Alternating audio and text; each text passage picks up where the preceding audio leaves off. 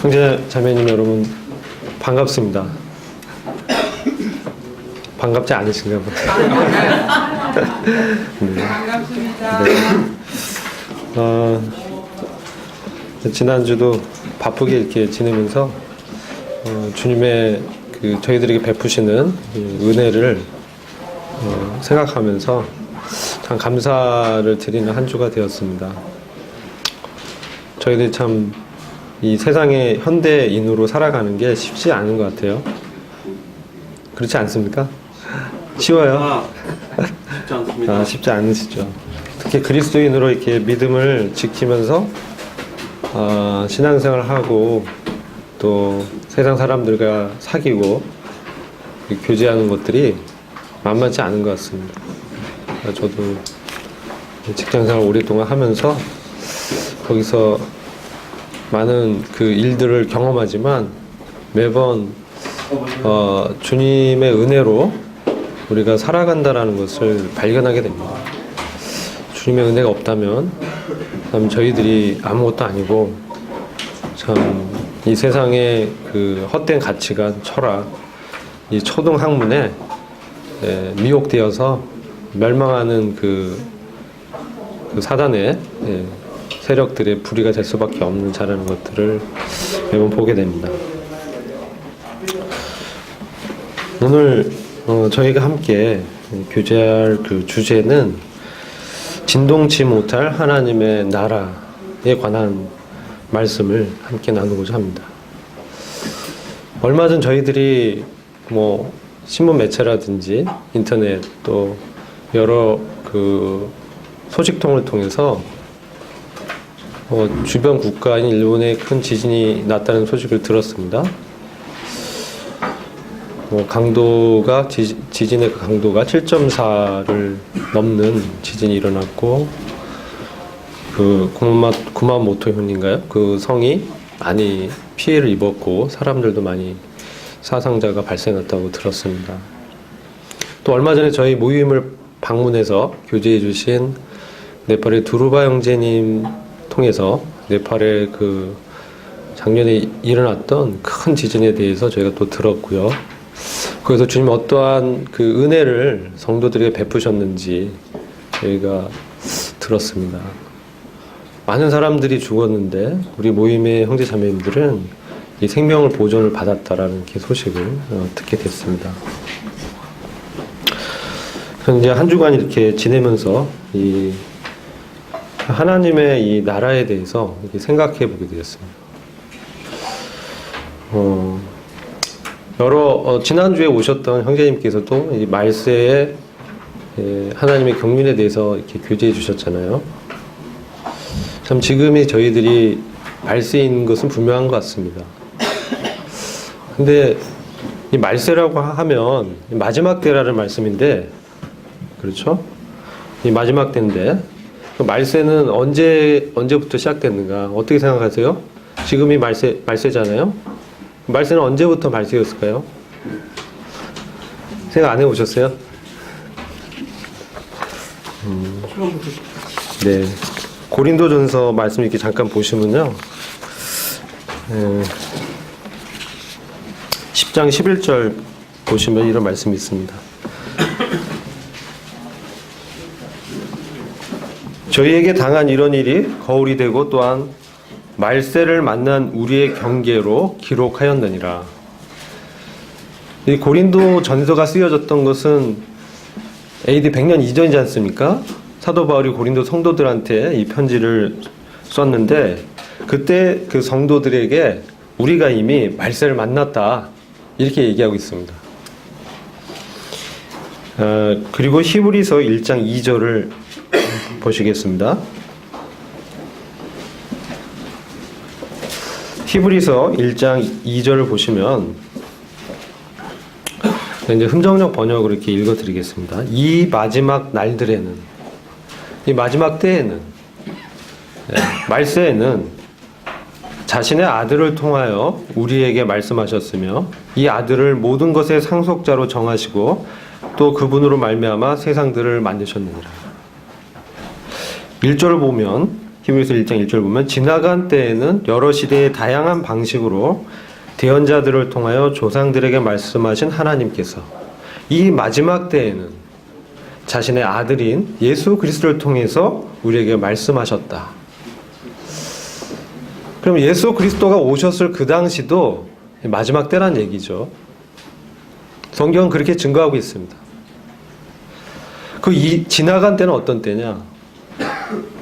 아버지 하나님께서 이스라엘 백성들의 이 죄들을 보시고 그들을 죄에서 회개케 하셔서 하나님께로 돌아오게 하시기 위해서 이 대언자들, 선지자들을 이렇게 보냈습니다.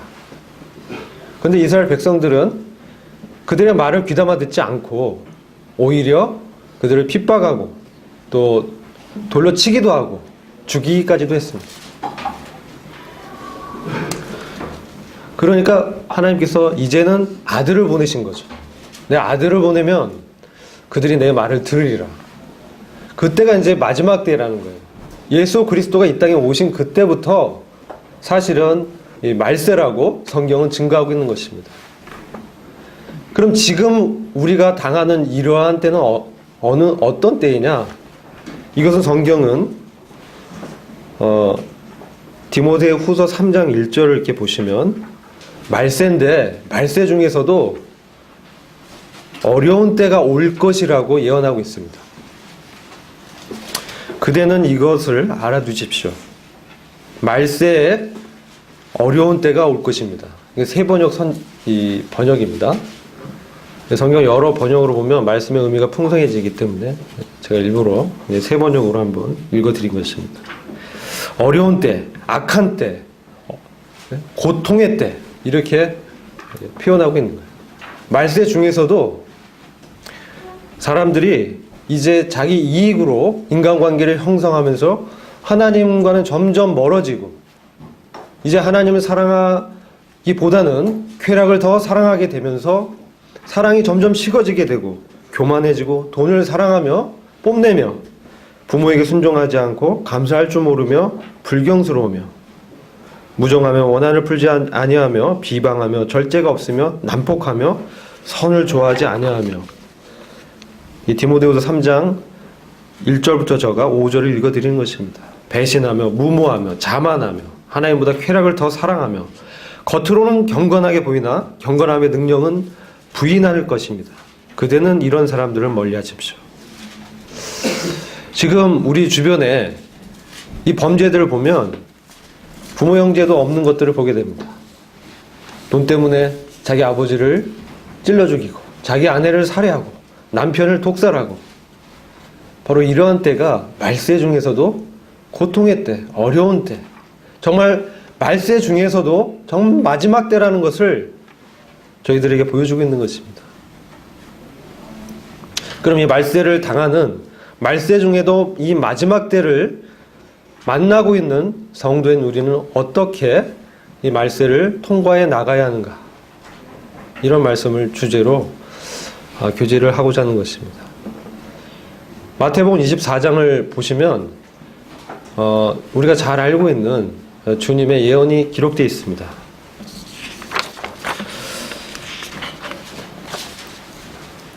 마태복음 24장 1절을 보시면 예수님께서 성전을 떠나서 가실 때 그분의 제자들이 성전의 건물들을 보여드리려고 그분께 나오매 마태복음 24장 2절 예수님께서 그들에게 이르시되 너희가 이 모든 것을 보지 아니하느냐 진실로 내가 너희에게 이르노니 여기서 돌 하나도 다른 돌 위에 남지 아니하고 다 무너지리라 하시니라. 그분께서 이 감람산 위에 앉으셨을 때 제자들이 은밀히 그분께 나와 이르되 우리에게 말씀해 주소서 어느 때에 이런 일들이 있으리이까 또 주께서 오시는 때의 표적과 세상 끝의 표적이 무엇이리이까 하니 우리 주님께서 예루살렘 성전을 떠나서 가실 때 제자들이 성전의 건물을 우리 주님께 보여드리려고 했습니다. 이스라엘은 성전 중심의 나라이지 않습니까? 그들이 하나님의 선민이라는 택함받은 백성이라는 그 인식으로 인해서 이 성전에 대한 굉장한 자부심이 있었습니다. 우리는 이 같은 성전을 짓고 하나님께 제사를 드린다. 근데 주님께서는 그 성전의 건물들을 보시면서 오히려 여기 돌 하나도 다른 돌 위에 남지 않고 다 무너질 것이다, 이렇게 예언하셨습니다. 주님께서 정확하게 태어나신 연도는, 이 땅에 오신 연도는 우리가 알 수 없지만 AD 30에서 33년경에 주님이 십자가에서 죽으셨다라고 우리는 역사학자들의 고증을 통해서 알 수 있습니다. 그리고 정확하게 그로부터 약 40년 지나서 AD 70년에 예루살렘 성전은 정말 돌 위에 다른 돌 하나도 남지 않고 다 무너져 내렸습니다. 로마의 디도 장군이 예루살렘 성을 완전히 함락시켰죠. 그리고 돌과 돌 사이에 솔로몬이 거기에 금을 발라놨다고 해가지고 그걸 찾으려고 돌과 돌 사이에 다 이렇게 부서뜨린 거예요. 완전히 다 무너져 버렸죠. 이런 예언을 들었을 때 제자들의 마음이 얼마나 두려움이 왔겠습니까? 우리가 그렇게 자부심을 갖고 있는 성전이 멸망할 것이다, 그렇게 화려하고 아름다운, 오랫동안 지었던 성전이 이 무너질 것이라는 이 주님의 예언을 듣고 제자들이 가만히 있지 않았죠. 이 3절 보시면 주님이 감난산 위에 앉으셨을 때 제자들이 은밀히 그분께 나와서 물어봤습니다. 저는 여기서 교훈을 얻는 것입니다. 우리가 말세를 당하는 때에 이러한 말세의 마지막 때들의 이 표적들, 이런 것들을 우리가 보지 않습니까? 들어요. 근데 여러 사람들의 반응이 있어요.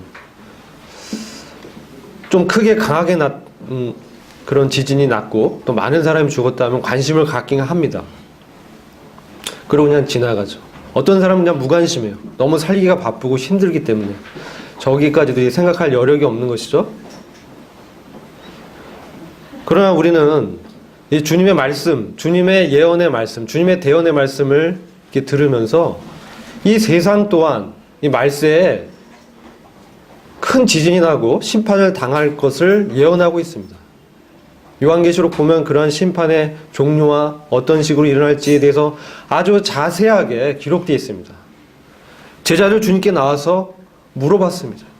아니, 우리가 이렇게 자랑스럽게 여기는 성전이 언제, 어떻게 무너집니까? 세상 끝의 표적이 무엇입니까? 우리 주님께 나와서 물어보는 이 태도를 보고 되게 교훈을 얻는 거예요. 우리는 지금 이 시대에 마지막 때의 징조들을 보면서 주님께 묻고 있는지, 주님께 가까이 나아가고 있는지, 주님과 친밀한 교제 가운데서 은밀히 기도하고 있는지, 주님 이러한 때의 표적들이 우리에게 어떤 교훈을 주고 있습니까?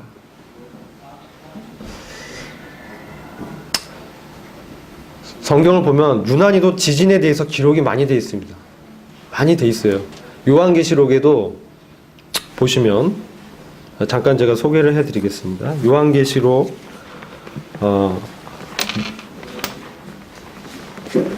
말씀을 약간 보겠습니다. 요한계시록 6장 12절입니다.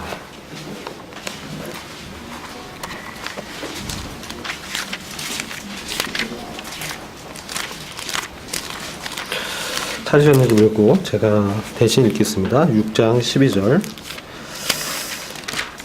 6장 12절은 이제 인의 심판을 주님께서 이 땅 가운데 행하실 때 여섯째 인을 뗐을 때 일어난 사건입니다.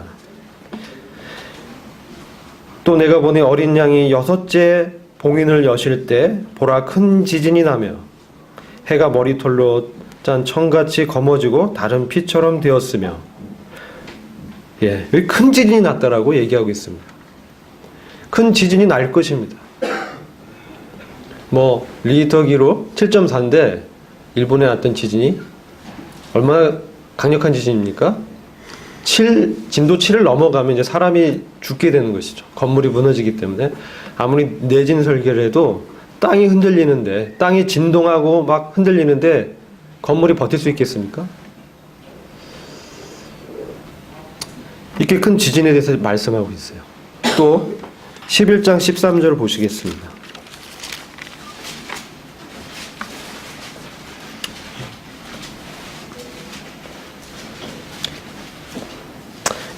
이것은 5번째 나팔을 불렀을 때, 그러니까 심판이 인의 심판, 나팔의 심판, 대접의 심판 세 종류가 있습니다.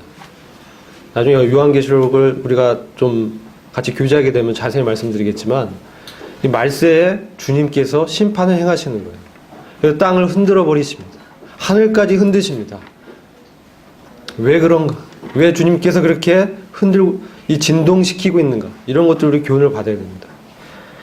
이 11장 13절 보시면 이것은 둘째화라고 표현하고 있는데 세 가지가 화가 있습니다. 첫 번째와, 둘째와, 셋째와.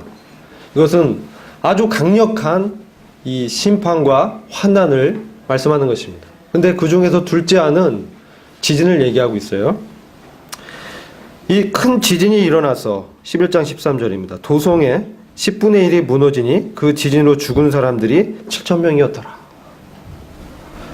이 도성은 예루살렘 도성입니다. 예루살렘 성에 지진이 나서 7,000명이 죽을 것이라고 예언하고 있어요.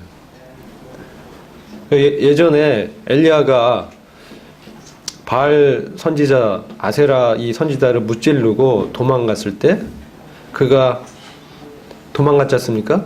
이세벨이 죽인다고 하니까 무서워서 도망갔습니다. 그때 주님께서 엘리야의 그 기도를 들으시고 엘리야가 이런 기도를 드렸죠. 나 외에는 바알 이렇게 다 없고 나밖에 안 남았습니다. 뭐라고 하셨어요? 너 외에 바알에게 무릎 꿇지 않은 사람 몇 명을 남겨뒀다고 하셨죠? 7,000명. 근데 둘째화 때 정확하게 7,000명이 그 예루살렘 성에서 죽는다고 예언이 돼 있어요. 하나님께서 숫자적으로 좀 뭔가를 우리한테 교훈을 주고자 하고 있는 것도 있는 것 같습니다. 그리고 요한계시록 16장 보시면 정말 전무후무한 대지진이 일어납니다. 이거는 역사적으로 일어나지 않았던 대지진이 일어난다라고 기록되어 있습니다. 16장 18절입니다. 이건 일곱째 대접의 심판 때 마지막 심판입니다. 이 일곱째 대접을 천사들이 대접을 이렇게 쏟으니까 17절 보시면 하늘의 성전에서 큰 음성이 보좌로부터 나와 말하기를 다 이루었다고 하니 주님의 심판의 경륜이 다 이루었습니다. 일곱째 마지막 대접을 부었을 때 18절 음성들과 천둥들과 번개들이 있었고 또 큰 지진이 일어났는데 그 지진이 너무도 엄청나서 사람이 땅에 거주한 이래로 그처럼 강력하고 큰 지진은 일찍이 없었더라. 19절이 중요합니다. 또 큰 도성이 세 부분으로 갈라지고 민족들의 성읍도 붕괴되며 큰 바벨론이 하나님 앞에서 기억되었으니 이는 그녀에게 그분의 맹렬한 진노의 포도주 잔을 주기 위함이니라. 마지막 일곱째 대접을 쏟아 부었을 때 주님의 심판의 경륜이 마치면서 심판의 대상이 무엇입니까? 큰 바벨론 성이었습니다. 인간의 탐욕, 인간의 정치, 인간의 경제가 치부해왔던, 의존해왔던 그 부의 상징이었던 바벨론 성이, 정치의 권력을 상징했던 그 바벨론 성이 무너지는 것입니다. 이게 마지막에는 큰 지진입니다. 전무후무한 대지진으로 바벨론 성이 무너질 것입니다. 그리고 보면 아마도 바닷물에 이렇게 가라앉는 것으로 이렇게 예언이 되어 있습니다. 자, 이런 일들이 이렇게 기록이 되어 있어요. 요한계시록을 자세히 안 보신 분들은 처음 이렇게 들으실 수도 있지만 주님께서 마지막 때 일어날 일들을 이렇게 자세히 기록해 놓으신 거예요. 근데 우리는 읽지 않고 듣지 않고 관심이 없기 때문에 말씀이 이렇게 예언되어 있음을 잘 모릅니다. 이런 사건이 기록된 것도 중요하지만 주님이 왜 이런 사건들을 일으키느냐가 더 중요하지 않겠습니까? 제자들은 주님께 나와서 그런 것을 물어봤다는 거예요. 예수님 당시에도 제자들이 있었고 그냥 무리들이 있었습니다. 마태복음 13장 보면 천국의 비유를 주님이 이 무리들에게 했습니다. 씨 뿌리는 비유를 하셨어요. 자, 천국의 비유는 이러하니 씨 뿌린 비유를 쭉 하셨는데 무리가 듣고 그냥 비유로 말씀하시니까 이해할 수 없었어요. 근데 왜 비유로 말씀하셨을까? 마태복음 12장에 어떤 사건이 기록되냐면은 예수님께서 귀신을 내쫓으셨어요. 그런데 바리새인들이 귀신을 내쫓은 그 사건에 대해서 우리 예수님의 어떤 큰 권능과 능력과 하나님의 아들로서 꾸짖어서 귀신 내쫓는데 그것이 아니라 바알세부 집힌자다. 귀신 들린 자기 때문에 귀신과 한패다. 이렇게 우리 주님을 폄하하는 발언을 했습니다.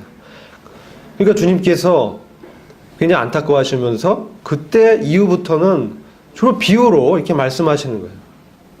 그래서 무리들한테 이 비밀들을 자세히 다 풀어 설명치 않고 비유로 말씀하시고 그 비유를 듣고 제자들은 밤에 나와서 주님께 물어봤을 때 주님께서 그 비유를 자세히 설명해 주시는 것을 보게 됩니다. 이것은 지금 시대에도 마찬가지예요. 일반적인 이런 지진 사건들, 이런 세상에 돌아가는 형편들, 그리고 우리에게 개인적으로 일어나는 이런 어려움들을 당했을 때 우리는 많이 흔들리고 두려움을 갖기도 하고 우리의 믿음이 침체되기도 합니다. 그러나 주님은 이 모든 것을 다 아시고 우리를 구원하셨습니다. 그렇기 때문에 우리는 주님께 나아가서 우리 주님께 물어봐야 되는 것입니다. 우리 주님께 구해야 되는 것입니다. 왜 이런 일들이 나옵니까? 왜 저한테 이런 일이 나오고 있죠? 이 제자들의 태도라는 거죠. 마지막 시대의 성도들의 태도가 우리 주님과 더 가까이, 더 친밀하게 주님의 심중에 어떤 뜻을 갖고 있는지를 구하는 것이 참으로 중요한 이 태도임을 교훈을 받는 것이죠. 에베소서 5장 말씀을 보겠습니다. 5장 15절 보시면 15절부터 17절까지 다 찾으셨으면 같이 한번 읽어보도록 하겠습니다. 다 찾으셨죠? 에베소서 5장 15절부터 17절입니다. 네, 시작. 그런즉 너희가 어떻게 행할 것을 자세히 주의하여 지혜 없는 자 같지 말고 오직 지혜 있는 자 같이 하여 세월을 아끼라. 때가 악하니라. 그러므로 어리석은 자가 되지 말고 오직 주의 뜻이 무엇인가 이해하라. 너희가 어떻게 행할 것을 자세히 주의하여 지혜 있는 자 같이 하라고 말씀하고 있습니다. 지혜는 우리 주 예수 그리스도시지 않습니까? 우리 주님께서 하나님으로부터 나와서 우리에게 지혜가 되셨다라고 말씀하고 있습니다. 고린도전서 1장 30절 이렇게 말씀하고 있지 않습니까? 그뿐만 아니라 의와 거룩과 구속이 되어주셨습니다. 그래서 우리는 자세히 우리가 어떻게 행할 것을 주님께 나와서 지혜를 구하는 게 필요한 거예요. 주님 다 아시고 계신 거예요. 5장 16절은 세월을 아끼라 때가 악하니라. 이 마지막 말세이면서도 특별히 악한 때라는 거예요. 이 악한 때는 어떤 때입니까? 이거 원어로 보면요, 시간과 기회를 잘못 사용하도록 인도하려는 마귀의 압박이나 장애가 있는 위험한 때예요. 사단이 시간과 기회를 잘못 사용하도록 우리를 압박하고 장애를 준다는 거예요. 그래서 주님의 지혜를 알지 못하게 하는 거예요. 이 때가 그런 때라는 것입니다. 말세에 고통하는 때, 악한 때. 에베소서 6장 이 13절에는 악한 날에 하나님의 전신갑주를 취하라고 말씀하고 있어요. 똑같아요. 이것도 악한 날이라고 지금을 말하고 있는 것입니다. 지금은 말세 중에서도 악한 날인 것입니다.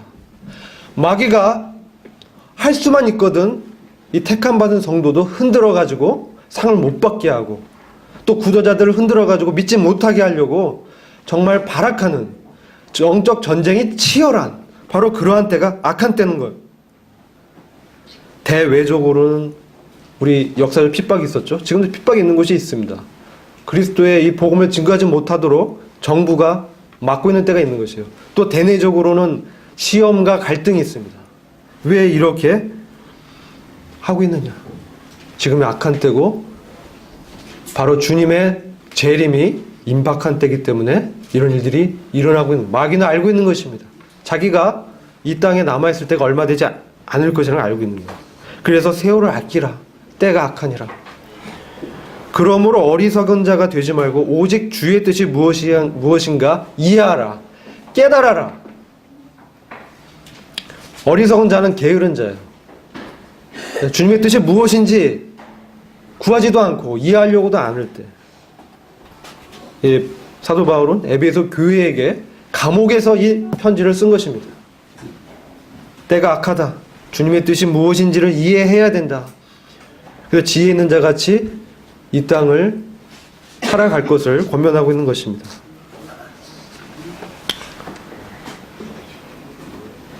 베드로후서 3장 1절 5절 말씀을 잠시 보시겠습니다. 베드로후서 3장 1절 5절은 이 말세가 어떤 악한 때인지 우리가 또 교훈을 얻습니다. 도덕적인 악함도 있지만 교리적이며 진리적인 측면에 악함이 또 있는 것입니다. 베드로후서 3장 1절부터 5절 수요 모임에서 베드로후서를 마쳤는데요. 이제 요한일서를 나가고 있는데 그때 한번 교제를 했지만 3장 1절부터 보시면 사랑하는 자들아 이제 내가 이 두 번째 편지를 너희에게 쓰는 것은 이 편지들로 말미암아 너희로 기억나게 하여 너희의 순수한 생각을 일깨워 주려 함이니 그리하여 거룩한 선지자들이 미리 전한 말씀들과 주 곧 구주의 사도들은 우리에게 주신 계명을 생각나게 하려는 것이라. 먼저 알 것은 이것이니 마지막 날들에 조롱하는 자들이 와서 그들의 정욕대로 행하여 말하길 그가 온다는 약속이 어디 있느냐. 조상들이 잠든 이래로 만물은 창조의 시작부터 그대로 있다리니 이는 그들이 이것을 고의로 잊으려 함이라. 즉 하나님의 말씀에 의해 하늘들이 옛적부터 있었다는 것과 땅도 물에서 나왔고 물 안에 있었다는 것이니 7절 그러나 현재 있는 하늘들과 땅은 그 동일한 말씀으로 보존되어 있으되 경건치 아니한 자들의 심판과 멸망의 날에 불사르려고 간수되어진 것이니라. 사랑하는 자들아 주께는 하루가 천년 같고 천년이 하루 같은 이 한 가지 잊지 말라. 주의 약속은 어떤 사람들이 더디다고 생각하는 것 같이 더딘 것이 아니라 오직 우리에 대해 오래 참으시어 아무도 멸망치 않고 다 회개에 이르게 하려 하심이라. 이 마지막 때를 염두에 두고 베드로 사도가 이 말씀 쓴 것입니다. 이 편지로 말미암아 너희에게 기억나게 해주고 싶은 사건이 있다. 너희는 이것을 기억해야 된다. 순수한 생각을 일깨워주려 합니다. 이거 원어는 어떤 의미냐면요. 순수한 이 생각을 일깨워주다라는 의미는 도자기를 태양빛으로 강렬하게 비추었을 때 도자기에 금이 간 그 미세한 금까지 분명하게 볼 수 있도록 해준다는 의미예요. 그래서 말세에 이 진리가 훼손을 당해서 명백하게 언급된 진리들도 점점 왜곡이 되면서 잘못된 거짓 교사들이 들어와서 주님의 진리를 훼손하는 일들이 있기 때문에 일깨워서 순수한 때 너희가 받았던 그 말씀을 기억시키게 하고자 하는 말씀으로 권면하는 것입니다. 거기 보시면 2절에 선지자들이 미리 전한 말씀, 예언의 말씀들, 특별히 마지막 날에 재림을 믿지 않는 사람들이 기독교 내에서도 유대인들 내에서도 종교인 내에서도 생긴다는 거예요. 제가 기독교 서적 이렇게 전에 한번 봤는데 아주 유명한 신학학자가 휴거가 이 가짜라고 기록되어 있어요. 휴거 사건은 그냥 환상이다. 몽환이다. 몽환적인 체험이다. 그거는 일어날 사건이 아니다. 근데 유명한 목사님들이 너무 걸작품이다. 그 책을 그렇게 기록하고 있어요. 사람들은 주님의 다시 오심을 조롱하고 있는 거예요. 말세에 자기 정욕대로 행하면서 자기의 배의 이익을 추구하고 자기 뜻을 추구하다 보니까 하나님의 진리의 말씀이 훼손되고 있습니다. 왜 이제까지 그러면 주님이 안 오시냐는 거죠. 그것은 주님의 약속은 어떤 사람들이 더디다고 생각하는 그런 게 아니라 한 명이라도 더 회개함에 이르게 하기 위해서 주님이 기다리고 계신 것입니다. 지금 9절에 그렇게 말씀하고 있잖아요. 오직 우리에 대하여, 흠정역은 우리에 대하여, 개혁성경은 너희에 대하여 이렇게 표현되어 있어요. 오래 참으셔 아무도 멸망치 않고 다 회개에 이르게 하려 합니다. 베드로 후서의 대상은 성도들이에요. 성도들에게 지금 말씀하는 거예요. 너희들이 회개치 않으면 정말 이스라엘이 멸망한 것처럼 너희들에게 약속된 모든 상들이 없어질 것이야. 그러니까 지금 우리가 그런 것들의 경각심을 이제 일깨워서 순수했던 주님과의 그 교제를 회복해야 되는 거예요. 그때 이런 말씀 안 해도 정말 주님과의 관계가 너무 좋았어. 근데 말세가 오면 이 악한 때에는 너무나 많은 이 공격들, 악한 세력들의 이 잡년, 헛된 철학, 도덕, 이 문화, 매스미디어 이런 것들이 우리의 생각을 온통 사로잡아서 그리스도께 복종치 못하도록 하고 있다는 것입니다. 그래서 우리는 이 말세에 이러한 주님의 이 권면을 들어야 되는 거예요.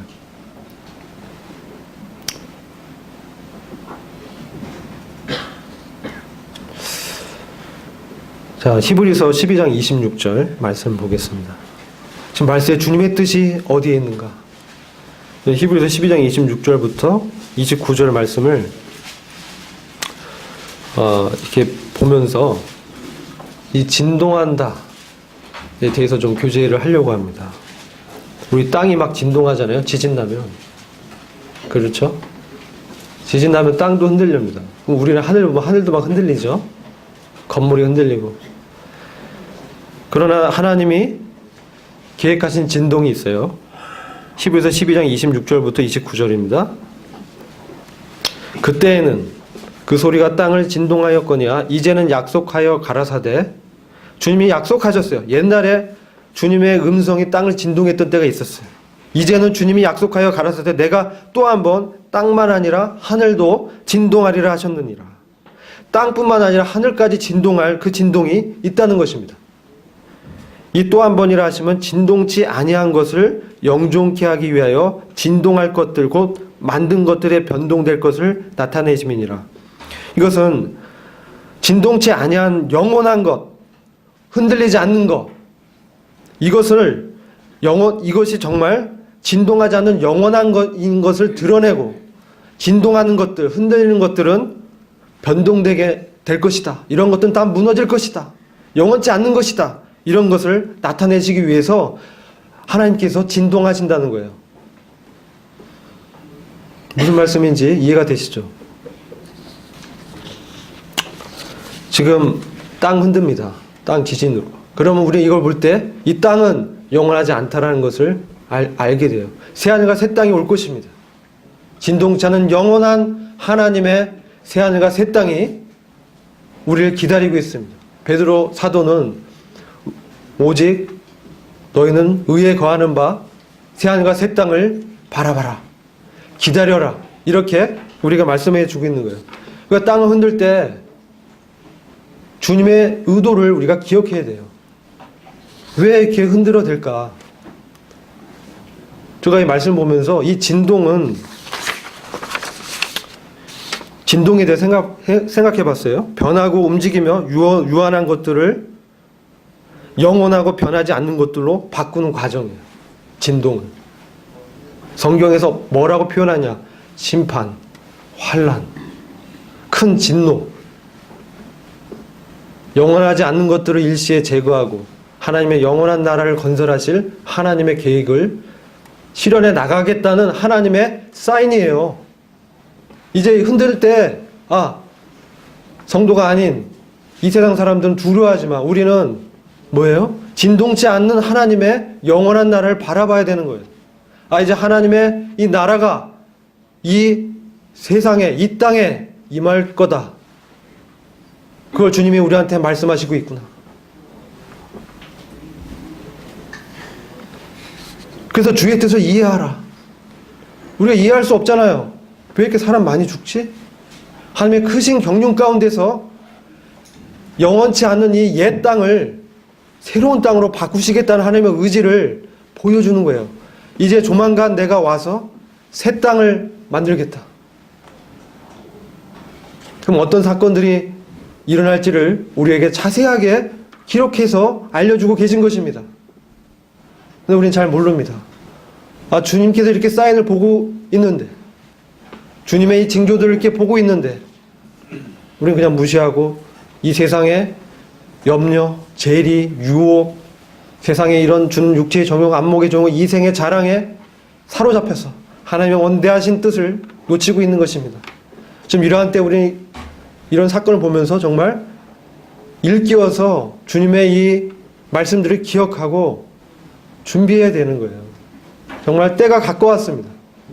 지금 두려운 하나님의 심판이 임박했다라는 이 징조들이 이제 정말 확실해지고 있는 것입니다.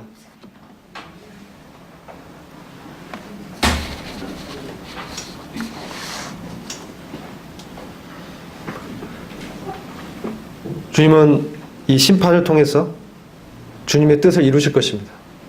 그 주님의 뜻은 무엇입니까? 요한계시록 11장 15절입니다.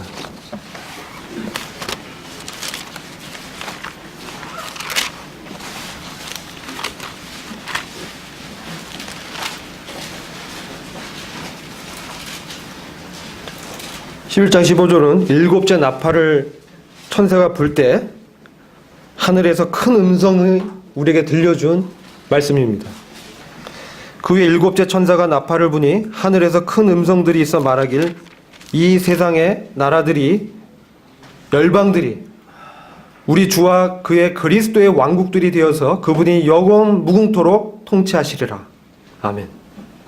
세상에 하나님을 거절하고 있는 이방 나라들이 우리 주와 그리스도의 왕국들이 되어서 그분의 통치에 영원 무궁토록 통치를 받게 되게 하기 위해서 주님께서 이와 같이 큰 심판을 계획하고 있다는 거예요. 하나님의 경륜입니다. 우리가 지진이 일어날 때 그것을 염두에 둬요.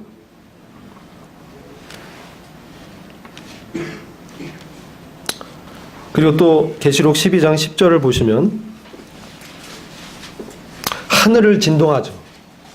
왜 하나님은 하늘을 진동시키실까? 하늘들 막 진동시키고 새 하늘로 바꾸시거든요. 왜 그렇습니까?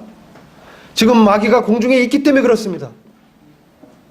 마귀는 주님의 3층천 셋째 하늘에서 쫓겨나서 지금 공중의 권세 잡은 자로, 하나님의 이 권세를 찬탈한 자로 행세하고 있습니다. 이제 마귀가 떨어질 것입니다. 그래서 하나님은 하늘도 완전히 바꾸실 것입니다. 12장 10절 보시면 또 내가 들으니 한 큰 음성이 하늘에서 말하기를, 이제 구원과 능력과 우리 하나님의 나라와 그의 그리스도의 권세가 임하는도다. 이는 우리 형제들을 우리 하나님 앞에서 밤낮 고소하던 그 고소자가 쫓겨났기 때문이라. 우리 형제들, 저희들이죠. 우리를 밤낮 고소하던 그 고소자가 하늘에 이 공중 권세 잡은 자로 있다가 주님의 하늘을 흔들 때 쫓겨나는 것입니다. 이것이 기록되어 있어요. 이것이 12장 7절에 보시면 어떻게 쫓겨나는지 자세히 기록되어 있습니다. 12장 7절 요한계시록, 또 하늘에 전쟁이 있으니, 하늘에 전쟁이 있습니다. 미가엘과 그의 천사들이 용을 대항하여 싸우고 용과 그의 사자들도 싸우나 그들이 이기지 못하여 하늘에서 더 이상 있을 곳을 찾지 못하더라. 그래야 큰 용이 쫓겨나니 그는 마귀라고도 하고 사탄이라고도 하는 옛뱀 곧 온 세상을 미혹하던 자라. 마귀가 공중에서 하늘을 주님이 흔드실 때 하늘에 큰 전쟁을 일으키셔서 마귀가 떨어질 것입니다.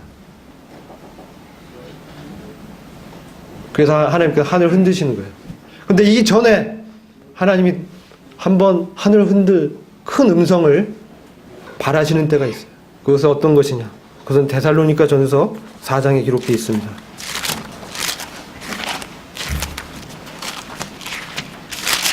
우리가 익히 아는 말씀입니다. 4장 16절.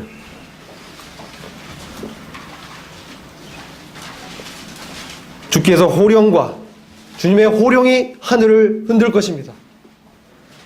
천사장의 음성이 하늘을 흔들 것입니다. 하나님의 나팔 소리가 하늘을 흔들 것입니다.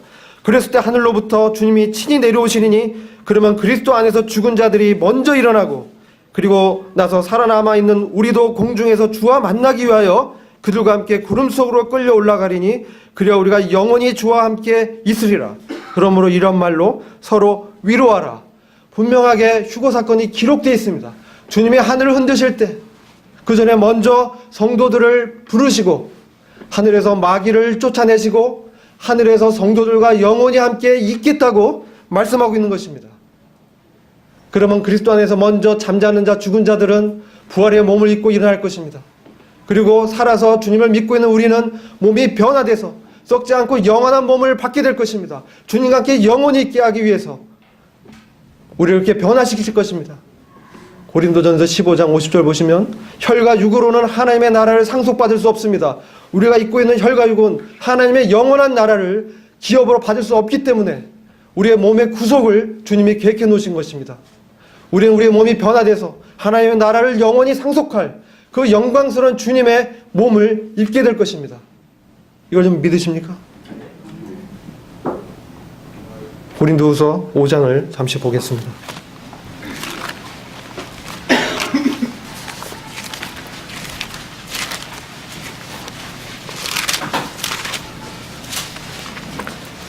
오 장 1절부터 5절 말씀입니다. 제가 읽어드리겠습니다. 우리가 아는 것은 만일 땅에 있는 우리의 장막집이 무너지면 하늘에서 지으신 큰 집, 즉 손으로 짓지 아니한 하늘들이 있는 영원한 집이 있다는 것이라. 정녕 우리가 여기에서 신음하며 하늘에서 오는 우리의 집으로 옷 입게 되기를 간절히 바라나. 왜 우리가 여기서 신음하죠? 이 장막은 우리의 몸입니다. 연약한 육체입니다. 이 안에 뭐가 있습니까? 죄의 본성이 남아 있습니다. 우리는 신음하는 것입니다. 왜요? 이 육체의 정욕이 나를 끌어잡아서 사로잡아 죄를 범하게 넘어지게 만드니까 거룩한 우리 안에 있는 이 새로운 생명은 그것을 보고 안타까워하고 신음하면서 주님의 다시 오셔서 몸에 죄가 없는 몸으로 우리를 변화시키실 것입니다. 그래서 피조물도 고통 가운데서 신음 가운데 하나님의 아들들이 나타날 것을 고대하고 있다고 말씀하고 있지 않습니까? 우리가 하나님의 아들 그리스도와 공동 상속자로 주님과 함께 영원한 나라를 다스리게 하시기 위해서 지금 우리를 다루시고 있는 것입니다. 그래서 주님이 하늘에서 우리를 그러한 자로 만들어서 우리를 변화시켜서 올리실 것입니다. 그러면 우리 3절 보시면 우리가 옷 입고 있다면 벗은 채로 발견되지 아니하리라. 이 장막집에 있는 우리가 짐을 지고 신음하는 것은 벗으려는 것이 아니라 옷 입혀 지고자 함이니 이는 죽을 것이 생명에 의해서 삼켜지는 것이라. 이제 이것을 위해 우리를 만드신 분은 하나님이시며 그분께서는 또한 우리에게 성령의 보증을 주셨느니라. 이렇게 신음하는 것은 하나님의 영원한 몸으로 덧입혀지기를 바라기 때문에 그런 거예요. 그럼 영원한 생명에 의해서 우리가 삼켜진 바 돼서 더 이상 죽지 않는, 사망이 완전히 멸망하는, 마지막 멸망받을 원수는 사망이라고 주님 말씀하고 있지 않습니까? 죄의 권세는 이미 십자가에서 무너졌습니다. 우리는 죄의 권세에서 해방받은 자로 이 땅 가운데 걸어가고 있습니다. 그러나 때로 연약한 육체로 인해서 넘어질 때가 있습니다. 우리가 사랑하고 싶으나 육체의 연약함 때문에 충분히 사랑하지 못할 때가 있습니다. 돕고 싶지만 이 연약함 때문에 충분히 못 도울 때가 있습니다. 그러나 우리가 이런 놀라운 하나님의 영광스러운 몸을, 주님의 부활의 영광의 몸을 입게 된다면 정말 놀라운 권세와 영광으로 주님과 함께 다스리게 될 것입니다. 더 이상 질병이 없습니다. 고통이 없습니다. 영원히 주님과 함께 있게 되는 그 주님과 깊은 사귐과 위로와 평안 가운데서 우리는 주님을 완전히 옆에서 그분의 얼굴을 대면하는 자로 있게 될 것입니다. 얼마나 큰 위로입니까? 우리는 이 하늘이 진동할 때, 땅이 진동할 때, 아, 우리의 몸의 구속이 가까웠구나. 이것을 기억해야 되는 것입니다.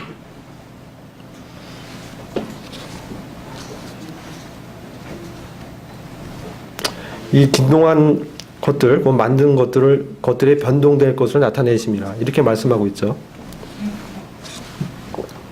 이것은 옷을 새로 바꿔 입는다. 이런 의미가 있어요.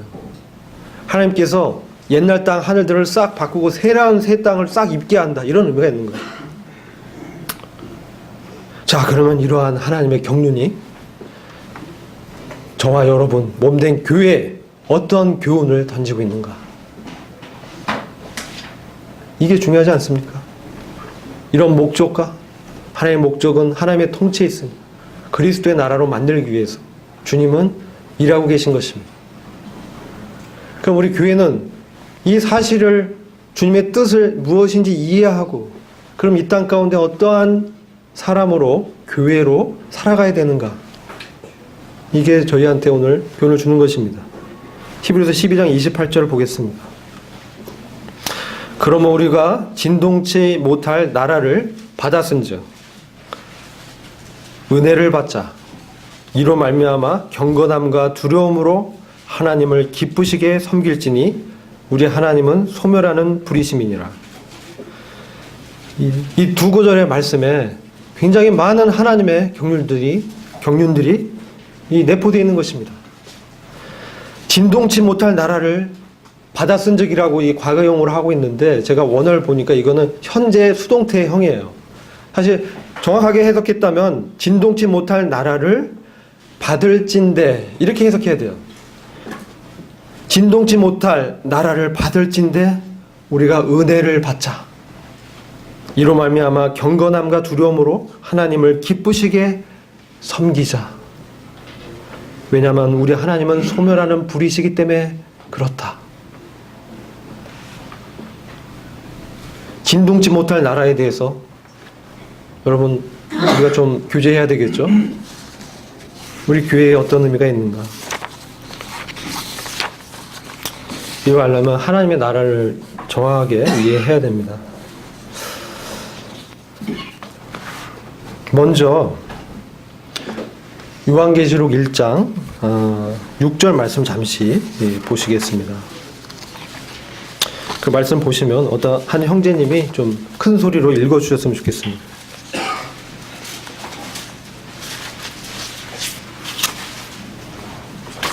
어서 같이 읽어볼까요? 요한계시록 1장 6절 찾으셨으면 시작. 그 아버지 하나님을 위하여 우리를 나라와 제사장으로 삼으신 그에게 영광과 능력이 세세토록 있기를 원하노라. 아멘. 아버지 하나님을 위하여 우리를 나라와 제사장으로 삼으셨다고 말씀하고 있습니다. 하나님에게 나라, 하나님에게 우리가 나라가 된 거예요. 놀랍지 않습니까? 이거 제가 원어로 여러 번 찾아봤어요. 다수 버전들에서 대다수의 버전 사본들이 이것을 바실레이아라고 해석하고 있습니다. 이것은 통치권입니다. 통치권. 이게 정확한 뜻이고, 그리고 이것이 상징화돼서 통치권이 행해지는 영역입니다. 우리를 주님의 피로 사셔서 5절 보시면 이렇게 말씀하고 있어요. 또 충성된 증인으로 죽은 자들 가운데서 먼저 나시고 땅의 임금들의 머리가 되신 예수 그리스도로 말미암아 은혜와 평강이 너희에게 있기를 원하노라. 요한계시록 1장 5절입니다. 우리를 사랑하사 그의 피로 우리 죄에서 우리를 해방하시고 우리를 피로 사셨어요. 왜? 우리를 사랑하셨기 때문에. 다른 거 아무 이유가 없습니다. 우리의 행위, 우리의 의는 아무것도 아닌 것입니다. 주님의 사랑 때문에 우리를 그의 피로 사신 것입니다. 그래서 우리가 죄에서 해방된 거예요. 주님의 피로 우리를 사셨기 때문에 우리를 죄에서 해방하시고, 그 다음에 놀라운 것은 하나님의 나라로 삼으셨다. 우리 가운데 하나님의 통치를 행하시겠다는 거예요. 그리고 이것은 나라의 개념이죠. 제사장 뭡니까? 제사장은 성전이에요. 제사장으로 삼으셨어요. 우리와 같이 연약하고 우리와 같이 흠이 많은 자들을 하나님의 거룩한 전에서 제사를 드리는 자로 삼으셨다는 것입니다. 삼을 거가 아니에요. 여기는 과거형이에요. 이미 우리를 삼았다라고 말씀하고 있는 것입니다. 얼마나 큰 위로가 됩니까? 우리는 날마다 제사장으로 하나님께 나아가는 것입니다. 그분의 은혜의 보좌로 우리의 모든 연약함을 채우려 하신 우리 주님께 나가는 것입니다. 우리 안에 계신 우리 주님께 구하는 것입니다. 믿음으로 우리 주 예수 그리스도가 너희 마음에 계시게 하옵시고. 에베소 3장 17절 말씀. 믿었을 때 우리 주님이 우리 안에 거하시면서 우리는 하나님의 나라와 제사장으로 되어서 이 땅 가운데서 진동치 못할 하나님의 나라를 받을 자로 우리가 살아가는 것입니다. 유대인들이 이것을 잘 이해하지 못했습니다. 누가복음 17장 20절부터 24절 말씀을 보시겠습니다. 이 하나님의 나라의 개념을 알아야 우리가 이것을 진동치 못할 나라를 받는다는 것을 어떤 의미인지가 분명해집니다.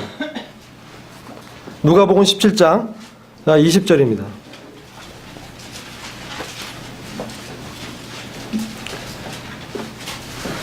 20절부터 24절.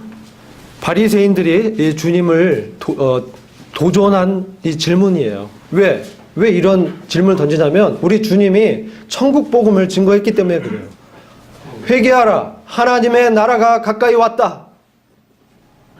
이 가까이 왔다는 건 하나님의 임재, 하나님의 통치, 하나님의 바실레이아가 가까이 왔다. 이렇게 도전한 것입니다. 그러니까 바리새인들이 뭐라고 질문하냐면, 바리새인들은 어떤 자랍니까? 율법을 지켜서 하나님의 나라를 이루고자 했던 자들이에요. 내 의를 세워서 하나님의 왕국을 건설하고 거기서 내가 뭔가 해보려고 했던 자들입니다. 이건 제자들도 그런 인식들이 다 있었어요. 근데 바리새인들이 하나님의 나라가 어느 때 임하나이까 묻거늘, 17장 20절입니다. 예수께서 대답하여 가라사대 하나님의 나라는 볼 수 있게 임하는 것이 아니요 또 여기 있다 저기 있다고도 못하리니 하나님의 나라는 너희 안에 있느니라. 이렇게 말씀하셨어요. 여기서 너희가 누굽니까? 바리새인들이에요. 바리새인들 하나님 믿지 않는 사람들이에요. 그럼 너희 안에라는 거는 많은 이제 학자들이 이걸 마음 아니라고 얘기하는데, 그 번역보다는, 해석보다는 이것은 너희 가운데라고 해석이 더 맞아요. 왜? 바리새인들 주님을 믿지 않고 지금 주님을 핍박하고 주님에게 어떤 흠을 잡기 위해서 질문하고 있는 거거든요. 그들에겐 주님을 믿을 마음이 전혀 없는 자들이에요. 근데 너희 가운데 있느니라 이렇게 말한 거예요. 이 가운데는 마음이 아니라 공간을, 너희 가운데 이미 하나님의 아들인 그리스도께서 우리를 주의 나라로 삼으셨잖아요. 그리스도께서 바실레이아로 그들 가운데 서 계신 것을 말씀하는 거예요. 우리 주님께서 하나님의 통치권으로 하나님의 나라를 통치할 자로 지금 그들 가운데 서 있는 것을 말씀하는 것입니다. 그들 이해할 수가 없어요. 그래서 여기서 20절에 하나님 나라는 볼 수 있게 임하는 것이 아니다. 이 본다는 얘기는요, 파라테레시스란 원어인데 이것은 관찰하다, 자아성찰, 자기 훈련, 규율이나 명령 준수, 순종을 지속하는 것, 이거예요. 그러니까 바리새인들은 하나님 나라가 언제 임하나이까?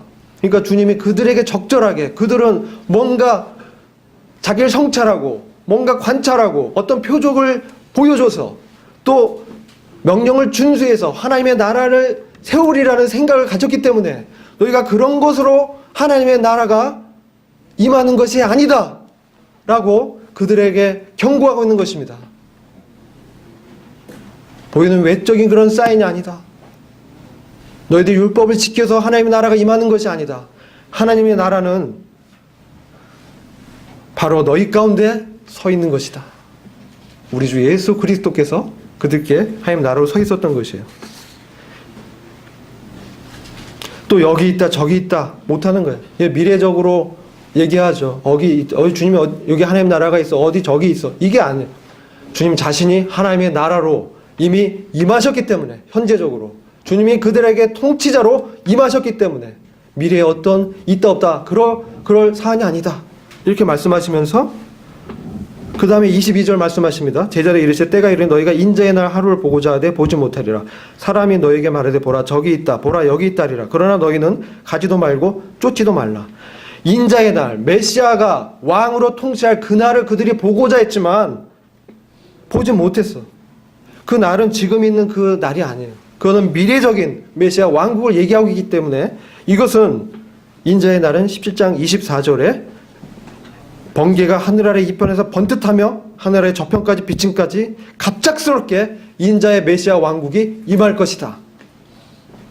25절 그러나 그가 먼저 많은 고난을 받으며 이 세대에게 버림받아야 할지니라.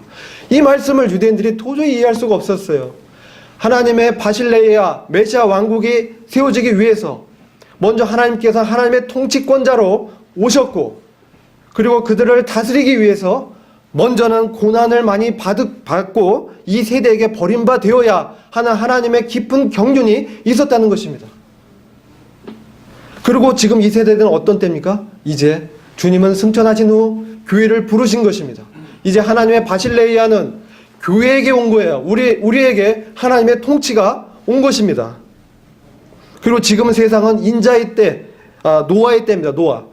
26절 노아의 때에 된 것 같이 인자의 때에도 그러하리라. 노아가 방주에 들어가기 전까지 사람들이 어떠했습니까?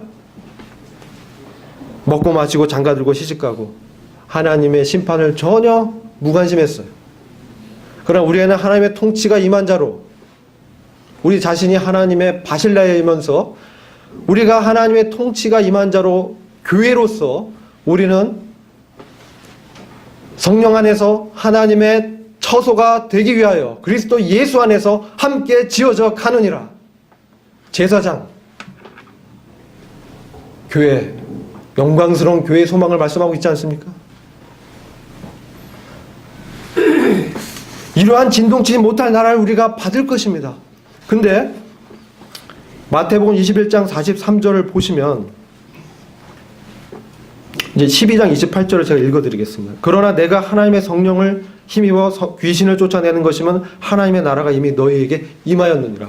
바알세법 지피는 자다라고 주님을 도전하기 때문에 주님이 너희가 정말 성령을 힘입어서 보면 귀신을 쫓아내는 것이 하나님의 성령을 힘입어서 된 것이라고 너희가 믿는다면 너희 가운데 하나님의 나라가 이미 임한 것이다. 근데 믿지 않았어. 성령 안에서 하나님의 나라는 의와 평강과 희락이라. 근데 이해할 수가 없었습니다. 왜? 성령의 통치를 받지 않았기 때문에. 하나님의 나라를 통치를 받은 자는 성령의 인침과 그분의 통치 가운데 있는 것입니다. 그래서 우리가 마태복음 21장 43절에 그러면 내가 너희에게 이르노니 하나님의 나라를 너희는 빼앗기고 유대인도 빼앗기고 그 나라에 열매 맺는 백성이 받으리라. 이렇게 말씀하고 누가요? 열매 맺는 백성, 하나님의 진동치 못한 나라를 받을 자, 바로 주님의 영광스러운 교회가 하나님의 나라를 받을 거라고 예언하고 있는 것입니다. 유대인들에게는 이것이 나중에 주어지게 돼요. 우리가 먼저 주님의 통치권을 받은 자로 이 땅 가운데서는 이것을 어떻게 행사하고 있느냐? 그것은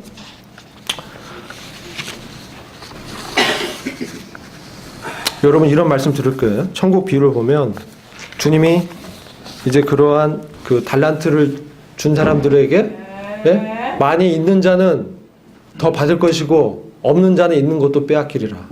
이렇게 말씀하고 있죠. 그게 무슨 말씀이냐면 있는 자는 하나님의 나라의 통치권을 받은 자로 그 천국 비유 하나님의 나라를 설명하면서 한 얘기거든요.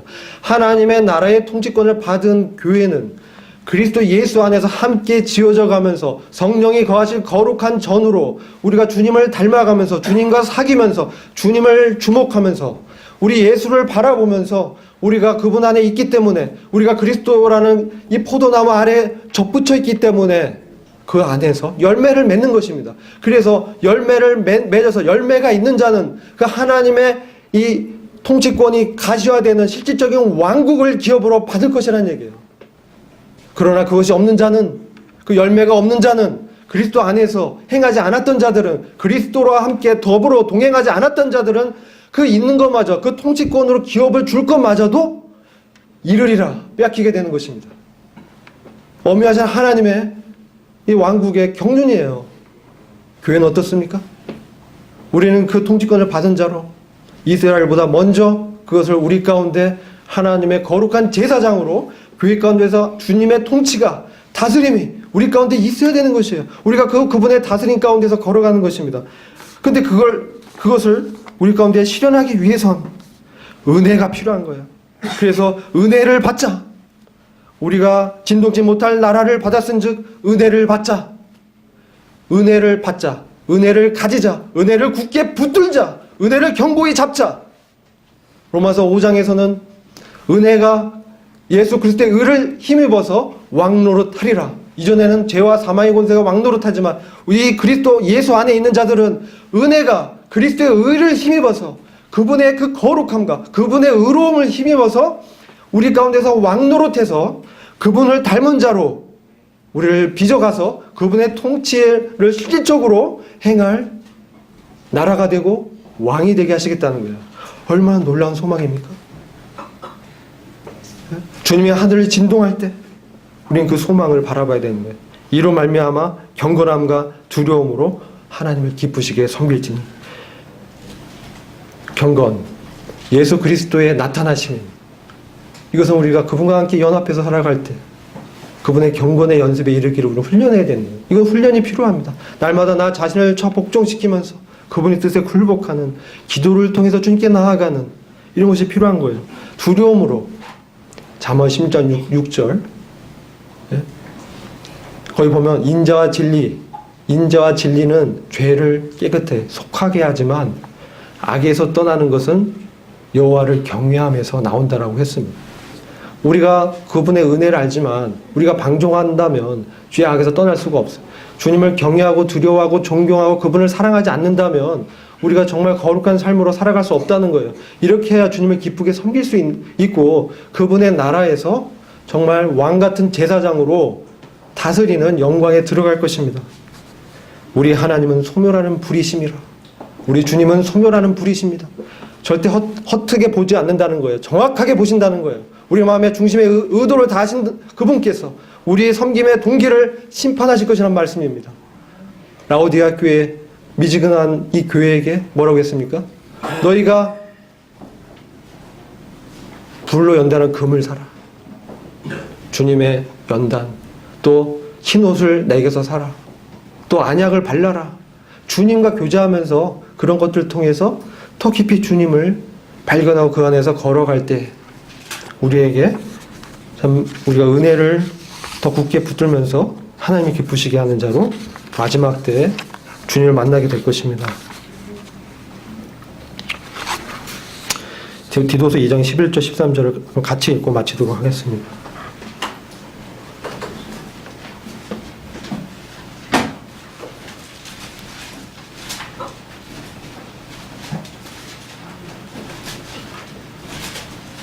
찾으신 줄로 믿고 디도서 2장 11절부터 14절 말씀 같이 한 목소리 읽겠습니다. 시작. 모든 사람에게 구원을 주시는 하나님의 은혜가 나타나 우리를 양육하시되 경건치 않은 것과 이 세상 정욕을 다 버리고 근신함과 의로움과 경건함으로 이 세상에 살고 복스러운 소망과 우리의 크신 하나님 구주 예수 그리스도의 영광이 나타나심을 기다리게 하셨으니 그가 우리를 대신하여 자신을 주심은 모든 불법에서 우리를 구속하시고 우리를 깨끗하게 하사 선한 일에 열심하는 친백성이 되게 하려 하심이니라. 아멘. 기도하겠습니다. 아버지 하나님, 우리에게는 선한 것이 없습니다. 그러나 우리 하나님 외에는 선한 것이 없다라고 말씀하신 것처럼 우리 주 예수 그리스도 안에서 하나님만이 선하신 분이심을 고백합니다. 주님, 우리를 참 주님의 거룩한 부르심 가운데서 우리를 부르셨으니 주님 다시 오실 그날까지 선한 일을 행하는 친백성으로 저희를 참 다루어 가시며 우리 안에서 사시고 당신의 생명이 더 나타나게 하셔서 주님을 닮은 자로 주님의 영광의 그 나라에 들어가 주님과 함께 영원히 통치하는 그 첫째 부활의 영광을 저희가 참 받을 자로 부르신 것들을 감사를 드립니다. 좀 우리 가운데 참 이와 같은 은혜를 받게 하심을 감사를 드렸고 우리 주 예수 그리스도의 존귀하신 이름으로 감사 기도드렸습니다. 아멘.